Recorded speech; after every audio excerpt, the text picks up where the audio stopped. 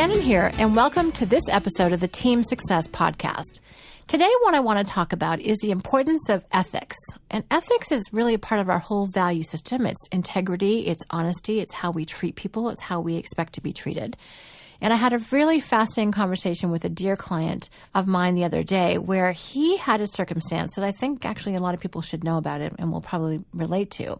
So this gentleman has incredible ethics. He cares about people. He wants to do what's right. He's going to take care of his people. But he had several, in fact, 4 people who did not share the same value system.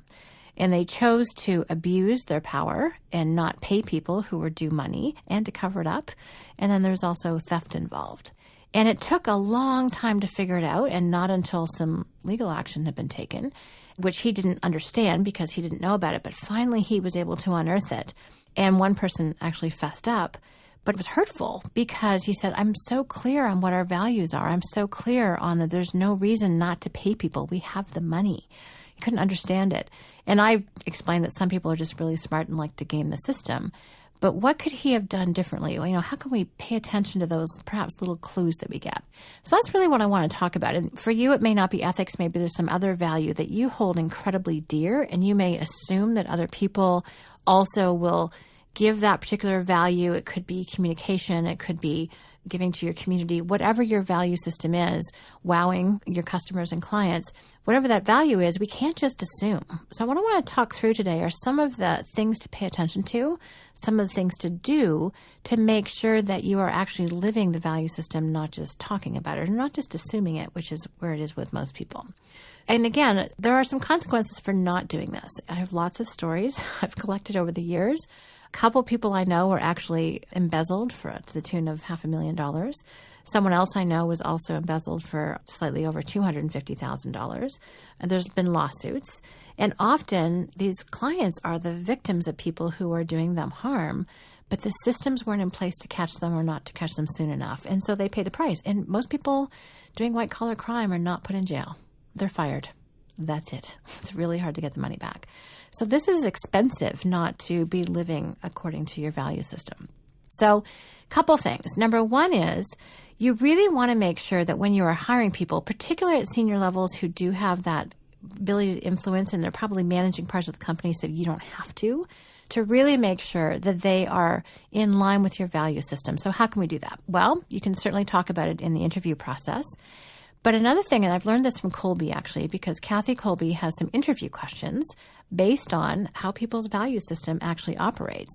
And she has this interesting concept called the Dynamind, which is spelled with Y's, by the way, about how people operate and the level at which they're operating. And you want people who are operating at the level of passion, purpose, and persuasion. That's 4 out of the 5 levels, which I think is kind of interesting. Minimum level 3, which is conviction, commitment, and evaluation. And really it means that you've got people who are doing things at the highest possible level to contribute to both themselves and to other people. So I want you to think about some questions you could ask. And one of the interesting things you can do, and I've seen some examples of this, is where you write out different scenarios. You can even make it like a multiple choice question based on your particular business. So if it's a warehouse or if it's a service business or whatever it is that you do, manufacturing, you could lay out some scenarios and ones that are common that you hear about. I hear about restaurant chefs doing nasty things to the food in the back. I hear about stuff going missing out of stores. There's technical terms for that. I hear about people taking extra petty cash or padding expense accounts. This is kind of normal in a lot of business world. But if it's not normal or okay for your business, you need to be very, very explicit about that. So going back to those questions, you could actually ask a series of questions that are based on how other people do things, how you do things, and ask them which one they would do.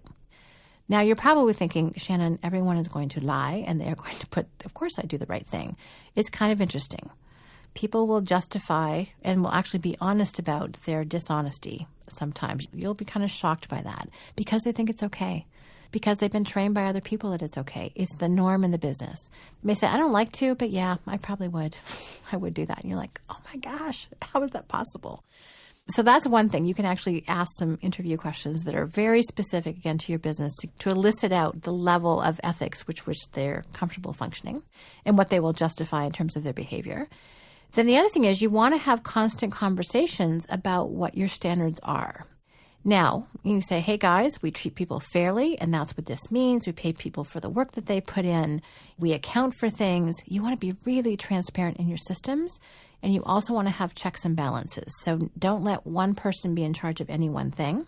I know this is why a lot of people insist on signing the checks. And a lot of the situations I've talked about, they were caught because the owner was the one actually still signing the checks. Now, that's a great thing to delegate if you can to trusted people, but sometimes that is a measure of control that some people are just not willing to give up, and I can see why. You're not alone in that. Oprah Winfrey apparently still signs a lot of her own checks as well, at least the last time I read about that.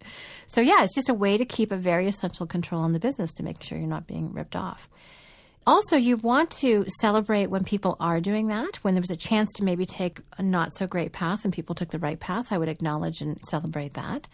And the other one is you need to have consequences for when people don't do it. A huge amount of ethics or honesty comes from reality and demonstration. So people need to see that people who are not acting up according to standard aren't here anymore. And that needs to be a story that gets told.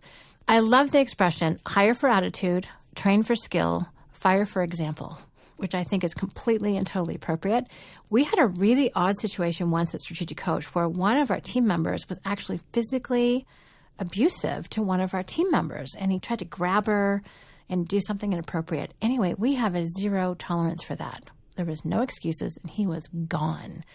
He was kind of shocked, but was like, that is not okay. And it sent this message out to the entire team, not that anyone else was inclined, because we thought that was kind of weird. But we have just such a basic and essential respect for one another. There is no way that any physical harm, no innuendo, that's just not cool. I mean, we're pretty fun with each other and we're playful, but never, ever does it cross that line. If it does, it's made incredibly clear very quickly and pretty much a zero tolerance, as I said. So that just has to be demonstrated. You have to take action when someone doesn't actually uphold your value system.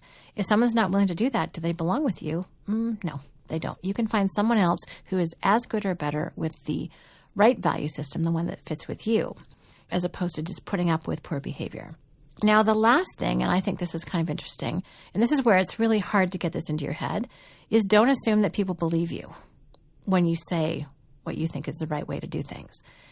Now, that seems kind of strange. Why wouldn't people believe you? Because that's not been the example that they've lived with in other places. That may not be where they come from. It may not be how they were raised. And people come in, they're used to hearing lots of great stuff and not seeing it actually being demonstrated. So you have to live it. So be careful what you say, because you're going to have to live up to it. And again, don't assume that people believe you. It's like, oh yeah, everyone says that they're honest. Everyone says that they're ethical. Everyone says that they care, but they don't really. And that's how people justify this stuff to themselves. I've heard how people talk, and they've told me this. I'm like, no, we actually mean it. So again, you have to live it. It has to be really open and really transparent, and have your systems have the check and balances so there's no questioning people's integrity. And it's just so, so important. So the last thing I want to say about this is that ethics are not only a good thing to do in their own right, it's also an incredibly efficient and effective way to run a company. There's a great expression, I cannot remember the author at the moment, but basically says the great thing about telling the truth is you only have to remember one story, the real one, which I always really appreciate. It's kind of my policy because I'm not a good person at making things up. So that's just so true. And then the other thing is it inspires trust. There are books written about the speed of trust. That was one of Covey's books. It is just so true that when I can trust what you say, and you can trust what I say, we don't have to second guess. We don't have to do workarounds. We don't have to talk behind each other's backs about things. So again, the whole thing about ethics and integrity means wholeness. It means that there's nothing missing.